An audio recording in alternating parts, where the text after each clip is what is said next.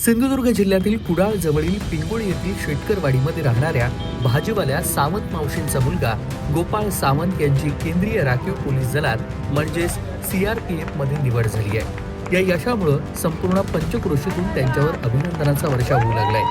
घरची परिस्थिती अत्यंत हालाकीची असतानाही सावंत मावशींनी कुडाळ नगरपंचायत समोरील फुटपाथवर ऊन पावसाची पर्वा न करता भाजी विक्री करून आपल्या मुलाला शिक्षण दिलं।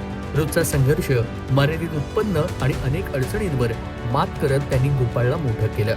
CRPF मध्ये निवड झाल्याची आनंदाची बातमी मिळताच गोपाळनं सर्वात आधी धाव घेतली ती कुडाळ नगरपंचायतीसमोरील त्या फुटपाथकडे, जिथे त्याची आई नेहमीप्रमाणे भाजी विकत बसली होती। ज्या जागेवर आईनं आपला घाम गाळून मुलाच्या स्वप्नांना आकार दिला, त्या जागेवर गोपाळनं आपल्या यशाचा आनंद आईसोबत साजरा केला। हा क्षण उपस्थित नागरिकांच्या डोळ्यात पाणी आणणारा ठरला।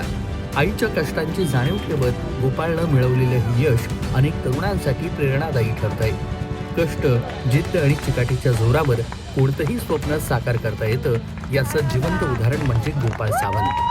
गोपाळच्या हे यशाबद्दल ग्रामस्थ, नातेवाईक, मित्रमंडळी आणि सोबतच विविध सामाजिक संघटनांकडून त्याचं आणि सावंत मावशींचं अभिनंदन करण्यात येतंय। गरीब परिस्थितीमधून देशसेवेपर्यंत मजल मारणाऱ्या या आई मुलाच्या संघर्षाला सर्वत्र सलाम केला जातोय। कोकण कट्टा न्यूज, कुडाळ, सिंधुदुर्ग।